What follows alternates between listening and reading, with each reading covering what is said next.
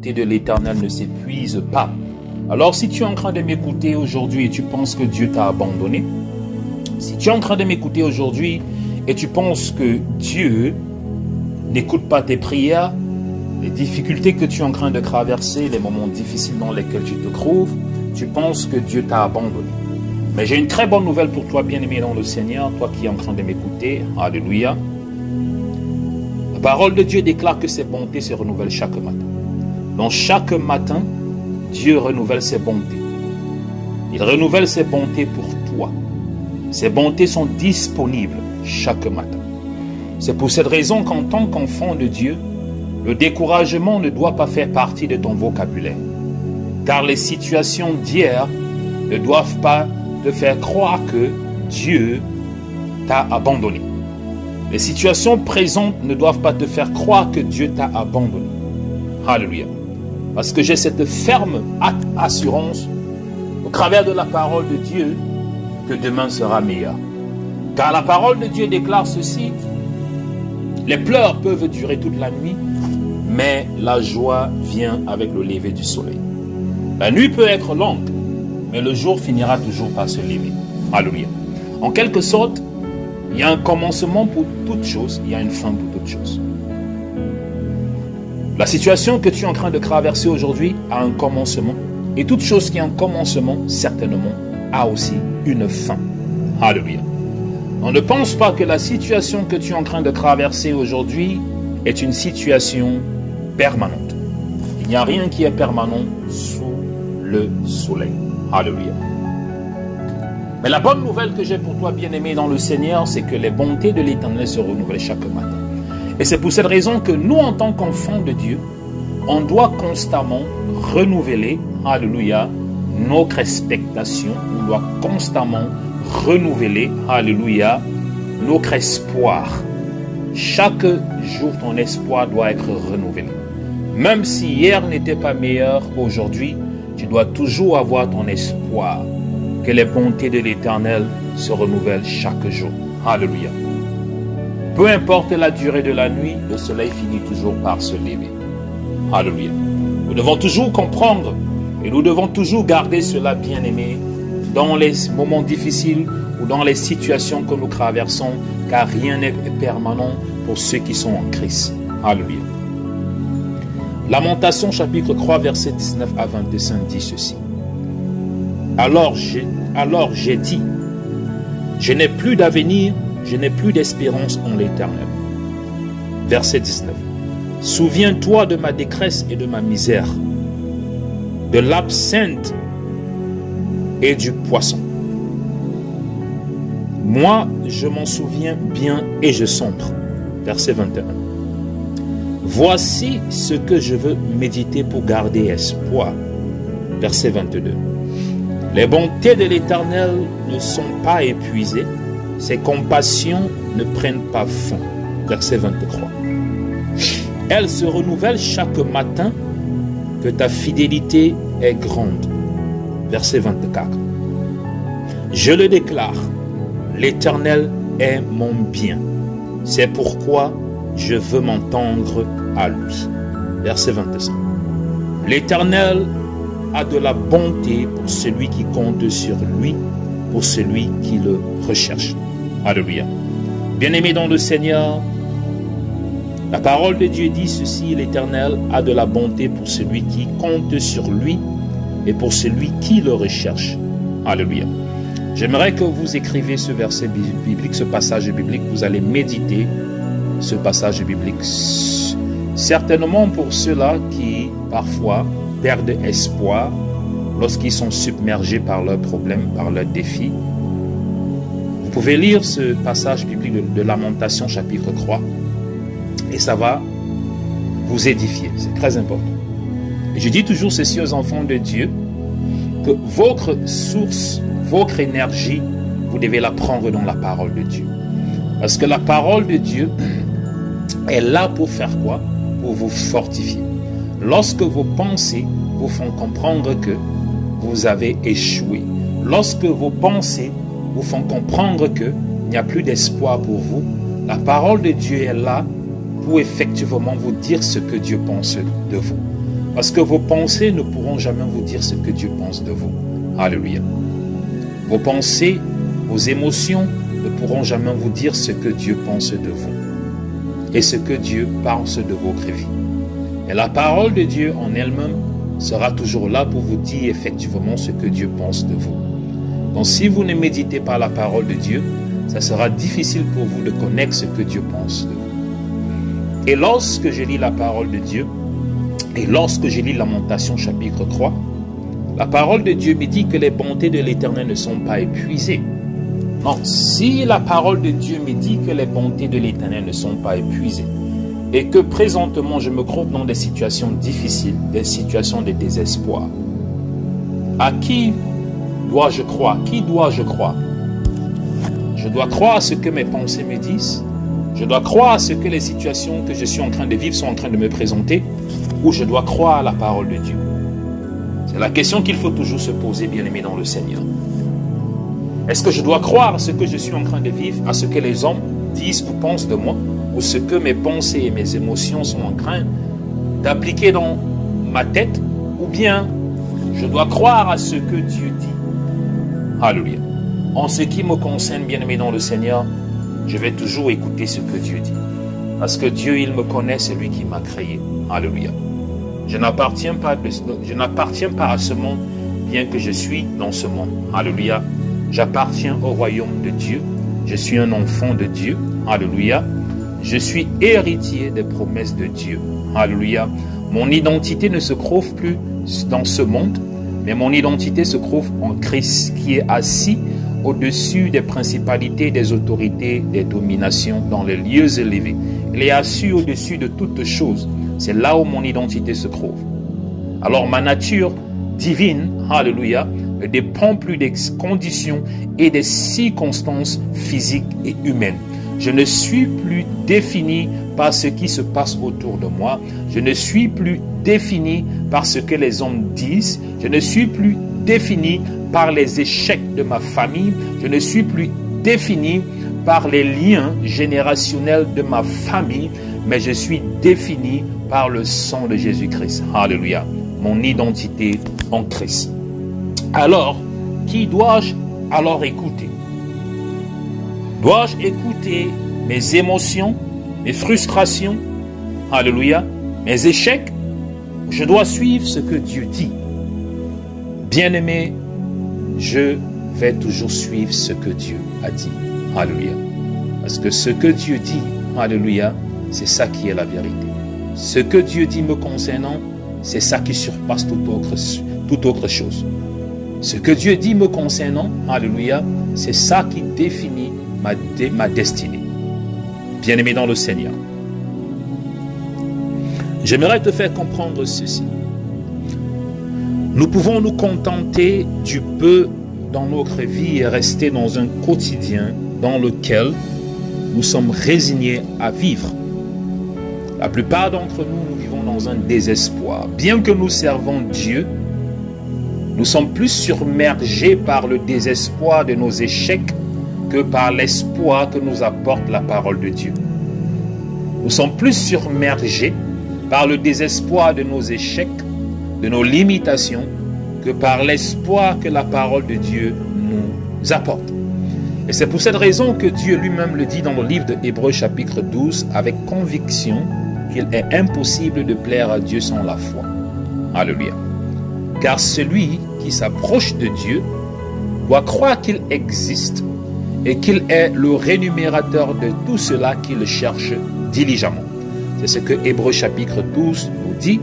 Et c'est aussi ce que Lamentation chapitre 3, verset 25 nous dit lorsqu'il dit « L'Éternel a de la bonté pour celui qui compte sur lui, pour celui qui le recherche. » L'Éternel a de la bonté pour celui qui compte sur lui et pour celui qui le recherche.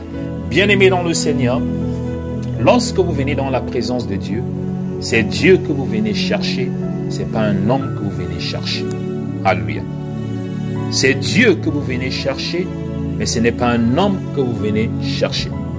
Le roi David avait dit ceci, « Je lève mes yeux vers les montagnes. D'où me vient mon secours? Mon secours me vient de l'Éternel, qui a créé le ciel et la terre. Le roi David n'avait pas dit « Je lève mes yeux vers les hommes ». Alléluia. Mais il avait dit « Je lève mes yeux vers les montagnes, vers le Très-Haut, d'où me vient mon secours ». Alors, bien-aimés dans le Seigneur, même avant que vous mettez votre espoir sur les hommes, vous devez premièrement vous rassurer que vos yeux sont élevés vers Dieu. Parce que les hommes sont faillibles. Alléluia. Mais Dieu, il est infaillible. Écoutez-moi très bien. Et c'est un secret que je suis en train de vous dire.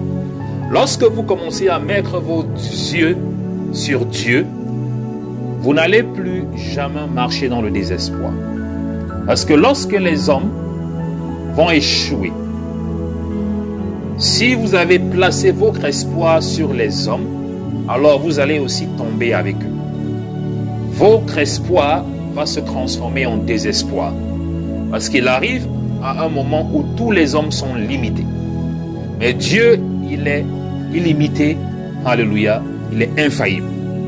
Mais lorsque vous apprenez constamment, continuellement, à élever vos yeux vers les montagnes, à tout moment, toute situation, toute occasion, vous allez vous rendre compte que le temps viendra, comme Dieu dit, où ses bontés se renouvelleront dans vos vies. C'est très important. Mais Dieu veut que nous allions plus loin. Il connaît nos désirs. Il connaît nos aspirations profondes. Et son souhait est de se glorifier à travers nous. Le souhait de Dieu, c'est de se glorifier à travers toi. Je le dis tout le temps, je ne sais plus quel langage, quel vocabulaire je peux encore utiliser pour transmettre cela, pour vous transmettre cela. Pour vous dire que ce que Dieu, l'intention de Dieu dans nos vies, c'est de se glorifier dans ta vie. C'est très important. L'intention de Dieu, c'est de se glorifier dans ta vie. Mais pour que Dieu puisse se glorifier dans ta vie, il faudrait que tu le laisses se glorifier dans ta vie. Il faudrait que tu laisses Dieu, alléluia, être le conducteur de ta vie et non toi le conducteur de ta vie.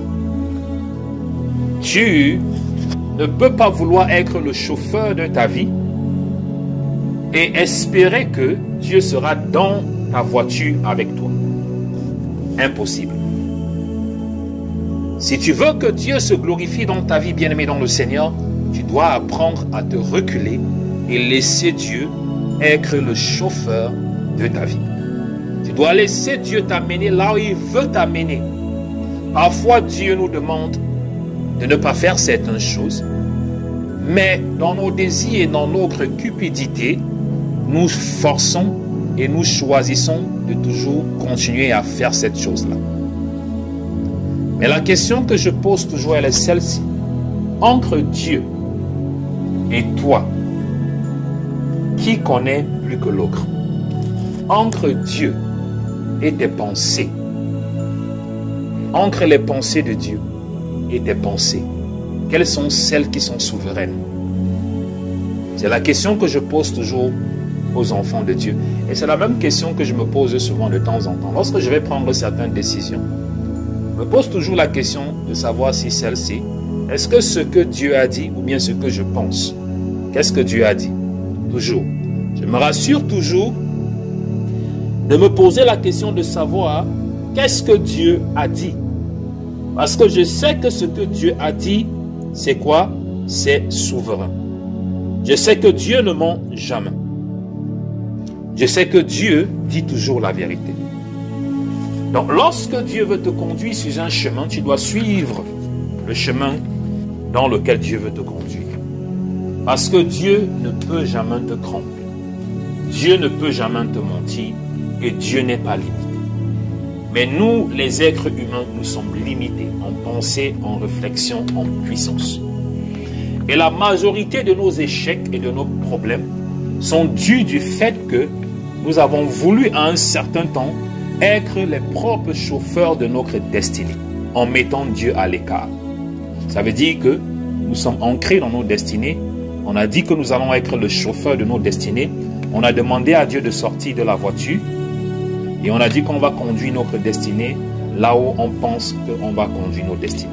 Selon notre sagesse, selon notre intelligence. Nous avons pris le volant de notre destinée et nous avons commencé à conduire notre destinée.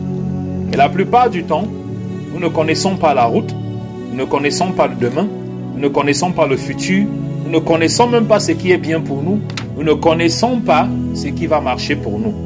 Nous ne connaissons pas là où il y a les détours, nous ne connaissons pas là où il y a les feux rouges, nous ne connaissons pas là où il y a les lacs, les rivières, nous ne connaissons rien de tout cela. Mais Dieu qui est le GPS spirituel, qui connaît toutes choses, la parole de Dieu me dit qu'il connaît la fin d'une chose avant son commencement, qui veut être le chauffeur de ta destinée. Il te demande tout simplement de te mettre au siège avant et de le laisser conduire ta vie, de le laisser conduire ta destinée. Mais la plupart du temps, nous refusons. Nous ne voulons pas. Nous ne voulons pas que Dieu soit le chauffeur de notre vie, mais on espère que Dieu soit toujours avec nous. Bien qu'on ne veut pas qu'il soit le chauffeur de notre vie. Mais on espère que Dieu soit toujours avec nous. Et c'est pour cette raison que lorsque nous décidons volontairement de conduire nos destinées, nous allons devant, nous faisons des accidents. Nous allons devant, nous nous ancrons dans des problèmes, des situations désastreuses. Maintenant, nous commençons à nous tourner et nous commençons à regarder Dieu. Alors qu'on a laissé Dieu depuis là-bas. On avait demandé à Dieu de sortir. On a dit à Dieu, sors.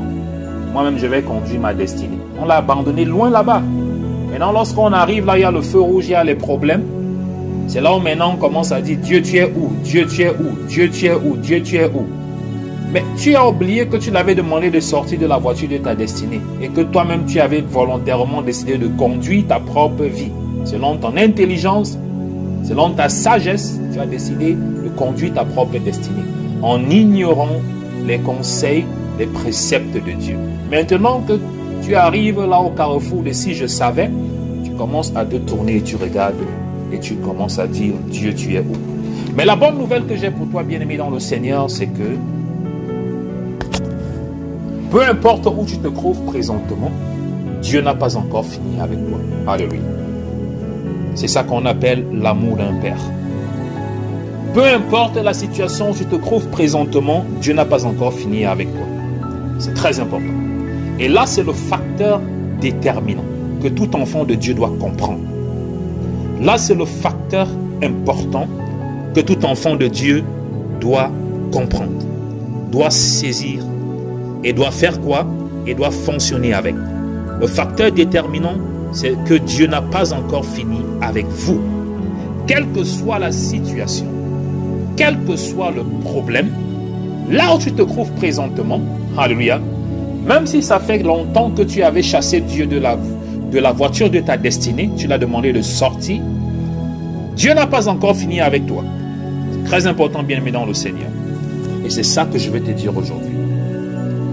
Beaucoup de personnes, du fait de nombreuses circonstances qui leur ont été semblées défavorables, humiliantes, frustrantes, méprisantes, sont vues progressivement et à petit feu anéanties moralement, psychologiquement, spirituellement et même physiquement. Qu'est-ce que ça veut dire? Lorsque vous vous trouvez dans les problèmes, vous vous trouvez dans des situations difficiles, des désarrois, c'est là où maintenant l'ennemi vient maintenant et commence à vous dire que c'est fini. Il n'y a plus rien que Dieu puisse faire pour vous. Votre vie, c'est juste le passé.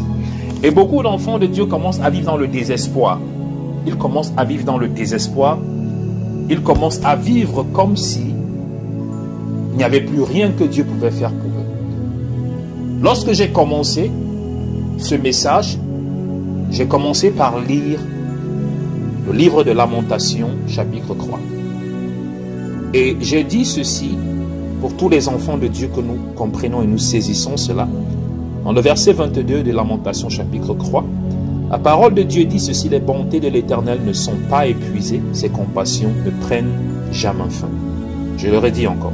Les bontés de l'Éternel ne sont jamais épuisées et ses compassions ne prennent jamais fin. Vous devez comprendre ça. C'est dans la Bible. C'est Dieu qui l'a dit, c'est la parole de Dieu. Ses compassions ne prennent jamais fin. Donc ça veut dire que quoi?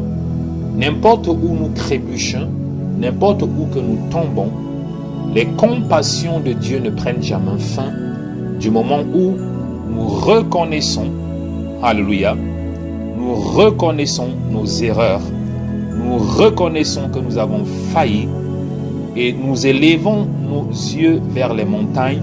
Les compassions de Dieu ne failliront jamais dans ta vie. Quel que soit ce que tu traverses, quel que soit ce que l'ennemi est en train d'implanter et de semer dans tes pensées, alléluia, ce désespoir permanent, les bontés de l'Éternel ne s'épuisent jamais. Elles se renouvellent chaque matin. Je le dis pourquoi? Parce que quel que soit ce que tu traverses, quel que soit ce que nous traversons en tant qu'enfants de Dieu, nous connaissons déjà que rien n'est impossible à Dieu. Nous connaissons ça. Ok? Il n'y a aucune situation dont Dieu n'a pas la solution. C'est ça qu'on appelle l'impossibilité. Rien n'est impossible à Dieu. Ok? Donc ça veut dire qu'il n'y a aucune situation dont Dieu n'a pas la solution. Donc s'il n'y a aucune situation dont Dieu n'a pas la solution, ça veut tout simplement dire que ta situation, il y a une solution. Ton problème, il y a une solution. Dieu a la solution à ton problème. Dieu a la solution à ta situation. Ça peut sembler être impossible pour toi, mais rien n'est impossible à Dieu. C'est pour ça qu'on l'appelle Dieu. Ok? Ça peut sembler être impossible. Ta maladie que tu es en train de vivre, cette maladie qui t'afflige, qui t'accable, présentement, tu es allé voir tous les docteurs, tu es allé voir tous les médecins, tu es allé partout, mais cette maladie-là semble encore plus s'engrainer dans ta vie, s'implanter dans ta vie. Et tu commences à te poser des questions, effectivement, est-ce que je peux être guéri? Et petit à petit que tu commences à te poser cette question-là, le doute commence à s'installer. Ou tu es en train de chercher un enfant, de fruits, des entrailles, et malgré tous tes efforts, tu ne vois aucun résultat. Et tu commences à te poser cette question-là, est-ce que je pourrais concevoir? Et du moment où tu commences à poser la question, est-ce que, c'est là où l'ennemi utilise cette ouverture-là pour venir maintenant faire quoi? Établir le doute dans ton cœur. Et l'ennemi, lorsqu'il vient établir le doute dans ton cœur, il a une raison, c'est de faire quoi? C'est de tuer ta foi. Parce que l'ennemi, connaissant la parole de Dieu, plus que nous, il sait que Dieu a dit que sans la foi, il est impossible de le plaire. Romains chapitre 12. Donc l'ennemi, connaissant la parole de Dieu plus que nous, ce qu'il se martèle à faire, c'est de tuer ta foi. En semant quoi? Le désespoir et le doute. En semant le désespoir et le doute, son intention c'est de tuer ta foi. Parce qu'il sait que sans la foi, tu ne peux pas plaire à Dieu. Je vais vous dire quelque chose. Lorsque vous lisez les évangiles, ok, vous lisez les évangiles synoptiques, vous allez vous rendre compte de quelque chose. La plupart du temps, ou la majorité du temps, lorsque Jésus-Christ guérissait un malade, lorsque Jésus-Christ délivrait un malade, lorsque Jésus-Christ opérait le miracle, Jésus-Christ utilisait toujours cette phrase en disant « Va, ta foi t'a sauvé ». Soit il utilisait « Va, ta foi t'a sauvé », soit il utilisait « Si tu crois », alléluia, « Si tu crois », ou il utilisait « Est-ce que tu crois ».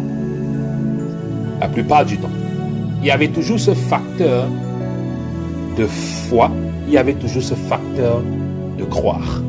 C'est très important. Et nous devons comprendre cela. C'est pour cette raison qu'en tant qu'enfant de Dieu, et j'ai dit cela au début, nous devons arrêter de penser que la réponse à nos prières, la réponse à nos demandes réside entre les mains d'un homme. Nous devons apprendre à placer nos espoirs en Dieu. Que la solution à ton problème vienne aujourd'hui, que la solution à ton problème ne vienne pas aujourd'hui, tu dois constamment élever tes yeux vers Dieu. C'est très important. Qu'il y ait une réponse à ton problème aujourd'hui, qu'il n'y ait pas une réponse à ton problème aujourd'hui, ton facteur foi doit toujours rester le même. C'est très important, bien aimé dans le Seigneur. Ça doit toujours rester le même. Pourquoi? Parce que Dieu n'a pas encore fini avec toi. Les situations, précarité financière, l'incompréhension, l'abandon ou le rejet par toute une famille, qu'elle soit spirituelle, la maladie qui semble ne pas vouloir vous lâcher et qui s'accommode de vous, l'absence d'un bébé, le célibat, beaucoup de choses qui causent ce doute dans votre vie. Mais certainement, il y a plusieurs personnes qui se disent, ça y est, c'est fini, rien ne peut plus réussir. Que me sert-il de continuer à vivre? Il y a plusieurs personnes qui se posent cette question-là. Mais je viens encore te dire ceci, bien-aimé dans le Seigneur, que Dieu t'a créé pour un but et tout le potentiel, toute l'énergie, toute la puissance pour réaliser ce but-là, cet objectif-là, se trouve où? Se trouve en nous. Dieu a mis tout en nous. Il a mis tout en nous, l'énergie, la puissance, pour faire quoi? Pour accomplir le but pour lequel il nous a créés. Vous devez savoir que le premier ennemi de l'homme, ce n'est pas le diable. Le premier ennemi de l'homme, c'est lui-même. C'est très important. Le diable utilise tout simplement les occasions, les portes que nous lui donnons. En quelque sorte, le diable utilise uniquement la désobéissance, notre désobéissance. C'est ça. Ou nous disons encore, c'est nous qui donnons le bâton au diable de nous taper. Le diable, en quelque sorte, n'est pas un facteur dans la vie d'un enfant de Dieu qui a une relation intègre, intime avec Dieu. Écoutez-moi très bien. Le diable n'est pas un facteur dans la vie d'un enfant de Dieu qui a une relation intègre. Le diable, quand je parle du diable, je parle des sorciers, des attaques spirituelles, l'ennemi, les autels, tout ceci, tout ce qui est négatif, c'est inclus dans ce qu'on appelle le diable. Tout cela n'est pas un facteur lorsqu'un enfant de Dieu commence à établir une relation intime, intègre et commence à faire confiance à Dieu. Tout cela n'est plus un facteur. C'est très important. Mais lorsque les puissances des ténèbres commencent à prendre avantage dans nos vies, c'est que d'une manière ou d'une autre, nous les avons donné accès. Écoutez-moi très bien. Le diable ne peut pas, et ses agents ne peuvent pas accéder dans la vie d'un enfant de Dieu qui a une relation intime, intègre avec Dieu. Ça, c'est non. C'est très important. Mais la plupart du temps, nous souffrons. Pourquoi? Parce que nous-mêmes, nous avons donné le bâton à l'ennemi de nous taper. Beaucoup de nos problèmes, si nous sommes sincères avec nous-mêmes, ok? Si nous sommes sincères avec nous-mêmes, nous faisons ce qu'on appelle l'auto-évaluation. Nous allons nous comprendre que la majorité de nos problèmes, je peux dire 80%, pourquoi? Parce qu'il y a des problèmes dont nous ne sommes pas originaires, ce qu'on appelle les liens générationnels. Nous naissons dans des familles où il y a ces liens-là qui sont déjà dans la famille, qui circulent dans le sang, et nous héritons de ces maladies, nous héritons de ces malédictions-là. Mais cela, je peux dire, représente uniquement 20%. Mais les 80 autres pourcents, alléluia, de nos problèmes proviennent de nous-mêmes. C'est très important. Donc c'est pour cette raison que j'étais en train de dire ceci, que Dieu a mis en nous le potentiel. Pour faire quoi? Pour accomplir le but et l'objectif pour lequel il nous a créés, en chacun d'entre nous. Et lorsqu'on parle du potentiel, ça veut dire chacun d'entre nous. Le diable ne va jamais venir se mettre devant toi t'empêcher de prier. Le diable ne va jamais venir se mettre devant toi t'empêcher de jeûner. Le diable ne va jamais venir se mettre devant toi t'empêcher de lire ta Bible. Il ne peut pas. Il n'a pas cette capacité-là. Mais toi, tu as cette capacité-là. C'est ça qu'on appelle le potentiel. Chacun d'entre nous, en nous, nous avons cette autodétermination que aucun ennemi, aucun sorcier, même le diable ne peut pas enlever cette autodétermination. Il ne peut pas changer cette autodétermination dans ta vie. Écoutez-moi très bien. C'est ça que j'étais en train de dire. Dieu a placé en chacun d'entre nous, alléluia, tout ce dont nous avons besoin pour faire quoi? Accomplir le but et la raison pour laquelle il nous a créés. Cette autodétermination. C'est pour cette raison que toi-même tu peux te lever et tu décides de commencer à prier. Et le diable ne peut pas t'empêcher de prier. Toi-même tu peux te lever et décider de changer la trajectoire de ta vie. Personnellement, le diable ne peut pas t'empêcher de le faire. C'est pour dire quoi? Que la majorité de nos échecs est due du fait que nous-mêmes, nous donnons l'accès et l'ouverture aux puissances des ténèbres par nos actions. Alléluia. Par nos actions. C'est pour ça que un enfant de Dieu doit constamment renouveler son intelligence. Doit constamment renouveler son intelligence. Tu ne peux pas renouveler ton intelligence, alléluia, si tu n'es pas autodéterminé. Et c'est ce que je dis toujours la plupart du temps à tous mes enfants. Je leur dis ceci que un serviteur de Dieu, ceux qui sont dans l'école du ministère la plupart du temps, je les enseigne ça tout le temps. Je leur dis ceci qu'un serviteur de Dieu doit être discipliné. Pour marcher avec Dieu, tu dois cultiver la discipline. Pour marcher avec Dieu, tu dois cultiver la détermination. Parce qu'à la fin de la journée, ton succès et ton échec sont dans tes mains. Ce n'est pas dans les mains du diable. Le diable utilise uniquement ce que nous lui présentons. C'est très important. Je dis toujours, ton succès et ta réussite sont dans tes mains. Même ton échec aussi sont dans tes mains. Lorsque je dis ton échec, l'échec est dans nos mains, ça représente quoi? Les décisions que nous prenons. Si nous passons notre temps à prendre des mauvaises décisions, nous sommes en train de faire quoi?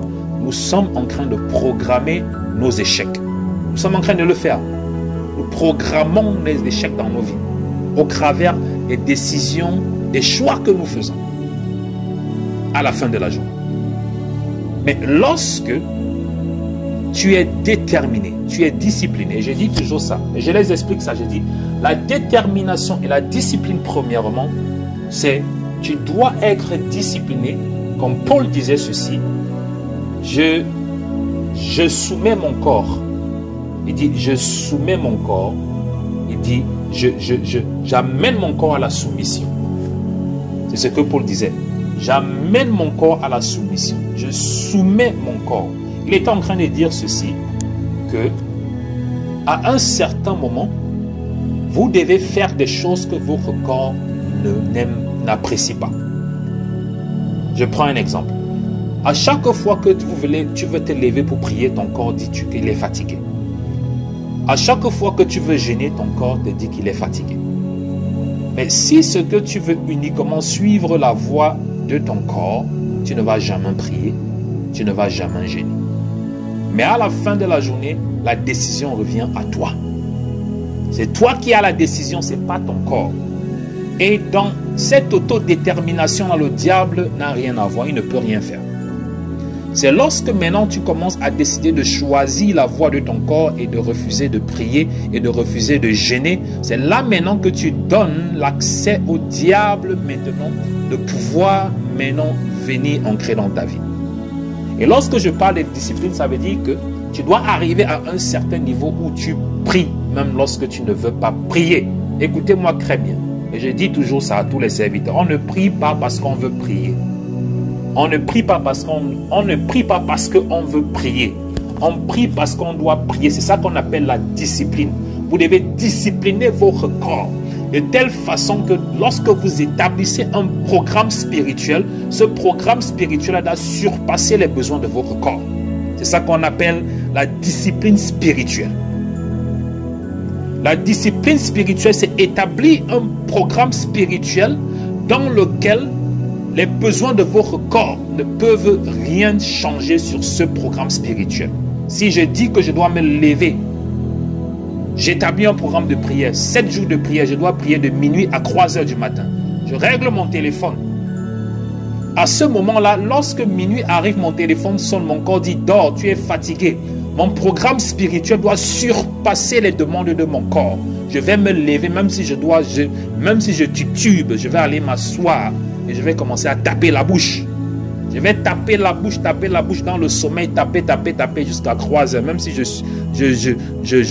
succombe, je me lève parce que c'est mon programme spirituel que j'ai établi. Et mon programme spirituel doit surpasser les besoins de mon corps. C'est ça qu'on appelle assujettir sa chair. C'est la première chose, la discipline. Et tant que tu ne comprends pas que tu dois commencer à appliquer ces principes-là, tu ne vas jamais réussir. Tu ne vas jamais réussir. Je dis ceci pour faire comprendre aux enfants de Dieu que votre réussite, votre succès, c'est dans vos mains. Ce n'est pas dans les mains de l'homme de Dieu. Écoutez-moi très bien. Votre succès et votre réussite, c'est dans vos mains. Ce n'est pas dans les mains de l'homme de Dieu. Parce qu'à un certain moment, les responsabilités de l'homme de Dieu, c'est là, il est là pour vous guider et vous montrer le chemin. Vous ne voulez pas prier, mais vous voulez que l'homme de Dieu, en quelque sorte, échange ses prières à vos regards. Les prières de l'homme de Dieu ne pourront jamais changer vos prières personnelles. Écoutez-moi très bien. Les prières de l'homme de Dieu ne pourront jamais remplacer vos prières personnelles. Lorsqu'il arrive que vous devez prier, vous devez prier. Même si l'homme de Dieu prie pour vous, donc ne restez pas là, vous ne priez pas, vous n'établissez pas un calendrier et vous pensez qu'à chaque moment, lorsqu'il y a un problème, c'est l'homme de Dieu que vous appelez. Lorsqu'il y a une situation, c'est l'homme de Dieu que vous... Donc, vous voulez remplacer vos prières avec les prières de l'homme de Dieu. Ça ne marche pas comme ça. Vous devez apprendre à être discipliné. Et lorsqu'on parle de discipliné, ça veut dire qu'on fait quelque chose qu'on n'aime pas faire. Mais on doit faire, pourquoi? Parce que les bénéfices sont plus grands. Parce que les bénéfices sont plus grands. Tu souffres un peu, mais tu sais que les bénéfices de cette souffrance-là sont plus grands que la souffrance. Lorsque tu jeûnes, tu souffres pendant ce temps de jeûne-là, mais tu sais que les bénéfices de ton jeûne sont plus grands que la souffrance de ne pas manger. Parce que tu n'as pas mangé, tu as faim. Tu souffres ce moment-là. Mais les bénéfices que tu vas gagner derrière ce sacrifice-là surpassent ce petit moment de souffrance-là. C'est ça qu'on appelle la discipline. Il y a la détermination maintenant. Chaque enfant de Dieu doit être déterminé. C'est ce que j'apprends à l'école du ministère. Tu dois être déterminé. La détermination, ça veut dire quoi? Tu dois être un kamikaze spirituel. Kamikaze spirituel. Ceux qui connaissent ce qu'on appelle un kamikaze. C'est lui qui est prêt à mourir pour une cause bien précise. Un kamikaze, ça veut dire qu'il est prêt à mourir pour sa cause. Personne ne peut changer ça. C'est dans sa tête, c'est déjà figé, c'est établi. Ce n'est que la mort. Ou c'est sa cause, ou c'est sa mort, ou c'est la mort. C'est ça qu'on appelle la détermination. Qu'il pleuve, qu'il neige, tu dois être déterminé. Et c'est ça que je dis souvent la plupart du temps. Lorsque je commence à prier la plupart du temps, ce n'est pas ici que je viens prier, ou c'est ici que je prie seulement. J'ai mes heures, j'ai mon programme de prière. Et même lorsque je me connecte souvent avec les autres personnes, ou même ici, si je commence à prier, même s'il n'y a personne, ma capacité, mon énergie, mon intensité de prière ne va pas changer. Ça sera toujours le même s'il y a une seule personne. Parce que mon intensité de prière est le même lorsque je prie seul. Parce qu'il y a certaines personnes qui ne prient que lorsque les autres prient.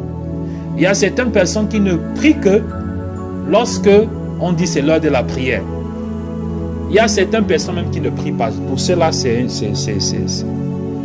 une autre dimension. Je ne vais même pas parler de ça. Certaines personnes qui ne prient pas, lorsqu'on dit qu'il faut prier, ils ne prient pas. Mais qu'est-ce qu'ils font? Ils écrivent les sujets de prière. Ils envoient dans la boîte de l'homme de Dieu, que l'homme de Dieu prie pour eux. Mais eux-mêmes, ils ne veulent pas prendre le temps d'aller se mettre et prier, apporter leur propre sujet, apporter leur propre défi devant Dieu, présenter leur doléance devant Dieu. Qu'est-ce qu'ils font? Ils font ce qu'on appelle par procuration. Ils font des prières par procuration.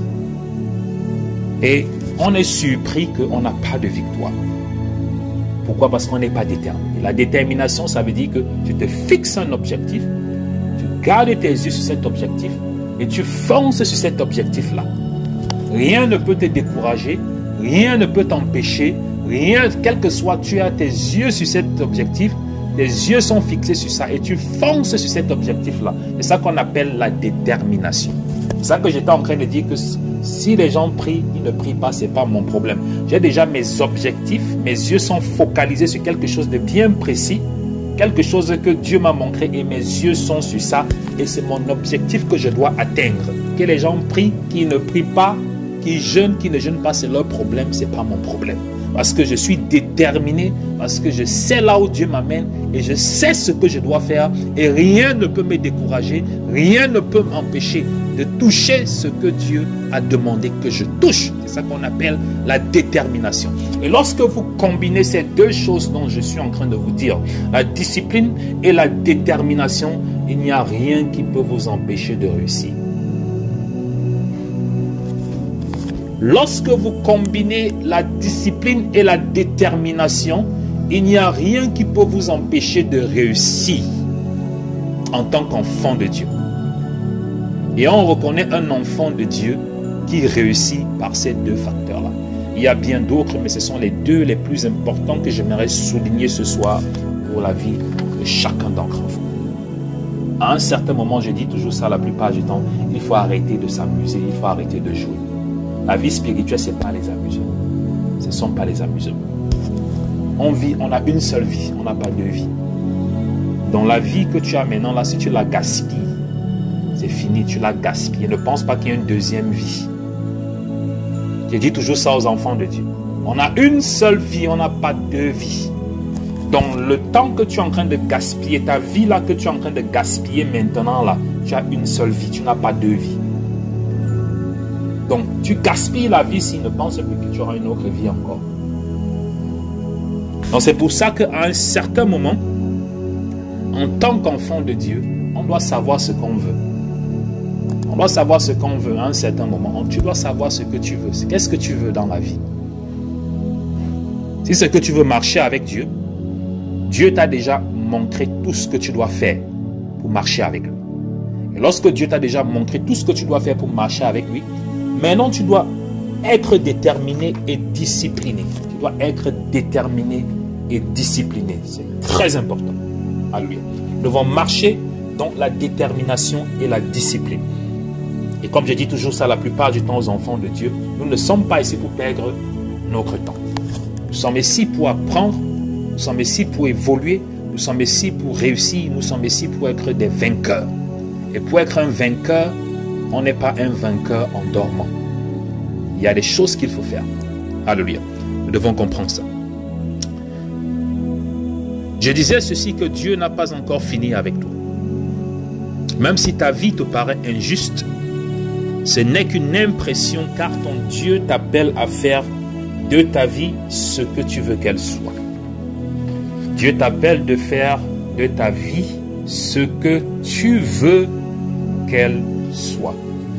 En quelque sorte, notre vie dépend de nous-mêmes. La trajectoire de ta vie dépend de toi-même. Dieu t'appelle de faire de ta vie ce que toi tu veux. Ok? Qu'elle soit. Alors, bien-aimé dans le Seigneur, ne baisse pas les bras. Crois aujourd'hui qu'aujourd'hui c'est un jour de grâce. Alléluia. Crois aujourd'hui que c'est un jour de grâce. C'est très important. Aujourd'hui, c'est un jour de grâce. Car les bontés de l'Éternel se renouvellent chaque matin. Proclame-le, c'est très important. Affronte la tête haute. Toutes les difficultés que ta vie peut t'imposer, car Dieu est avec toi. Quelles que soient les difficultés, quels que soient les problèmes, quels que soient les échecs, quels que soient les combats, Dieu est avec toi. C'est très important, bien-aimé dans le Seigneur.